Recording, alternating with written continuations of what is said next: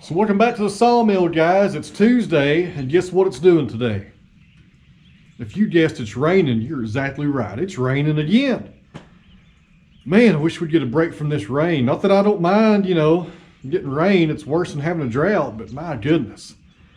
It rains every day here, it seems like. And the worst part about it is it just makes the ground so saturated, and the tractor weighs about 8,000 or 9,000 pounds. It's heavy, and it just makes a mess when they're bringing logs up here to the sawmill.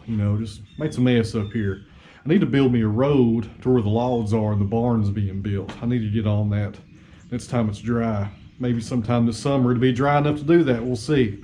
Before we get sawing, friends, I want to answer two quick questions. The first one I get in almost every video we do here on the channel that has a sawmill on it, which is about 90% of the videos. And the other question has to do with these dried bat fingers. All right, so this question right here comes up, I think, in almost every video I've ever made with this newer sawmill here.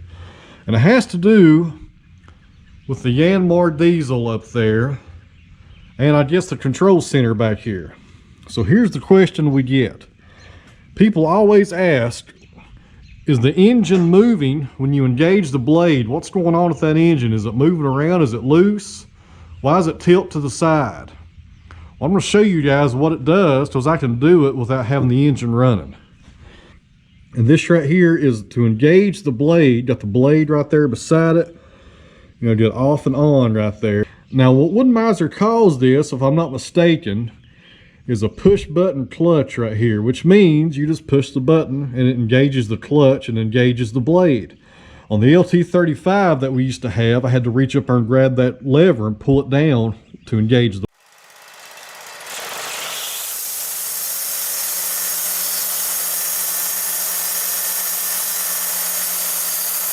blade. And on this one, it's just push button, which is really nice.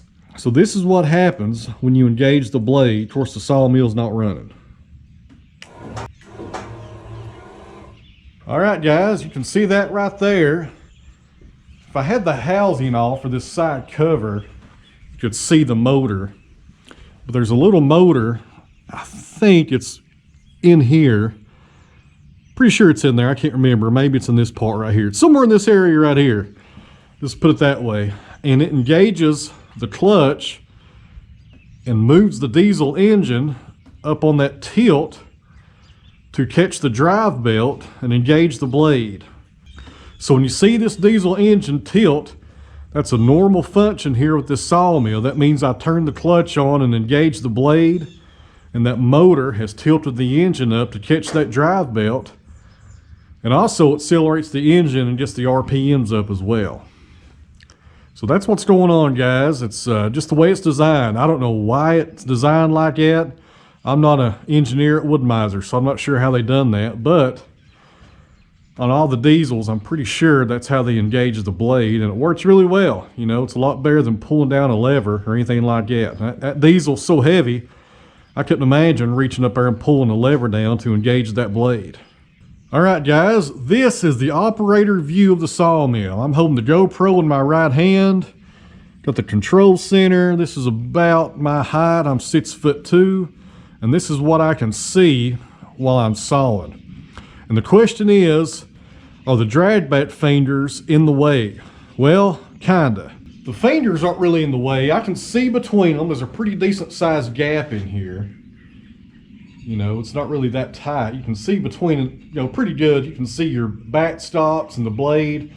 You can make sure the debarker's not hung up on nothing. That's not the issue.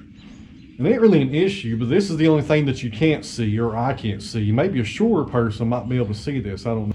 The only thing I cannot see through those fingers, it's more of the frame on top, this part right here that's blocking my view, is the blade tension gauge right here. And I used to be able to look over and see it to make sure I'm between 2,800 and 3,000 PSI. And that's very important to keep your blades, tensioned correctly for a proper cut. If that thing gets loose on you, your blade's not going to cut properly at all.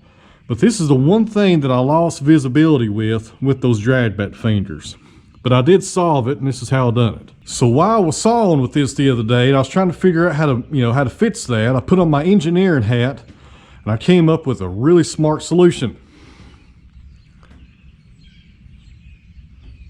I get on my tippy toes and I can see it just fine. So that's what I got to do now, guys. Or I can kind of kneel down just a little bit and see it as well. So if you're wondering about the trade-off here, were these fingers worth the hassle of buying them and putting them on and losing a little visibility of the gauge over there? Absolutely.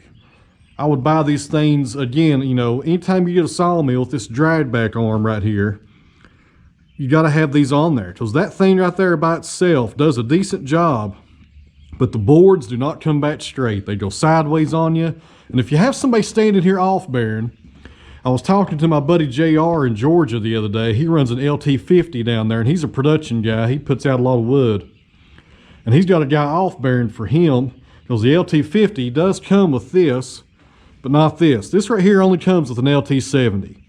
And he has no issue with it. You know, when he drives a board back, way before it gets back here on this plate, or this skidding plate right here, or the ramp, or whatever Wood-Mizer calls it, his helper is already grabbing that board, you know, on the front end and guiding it back and probably pulling it off and throwing it on the stack.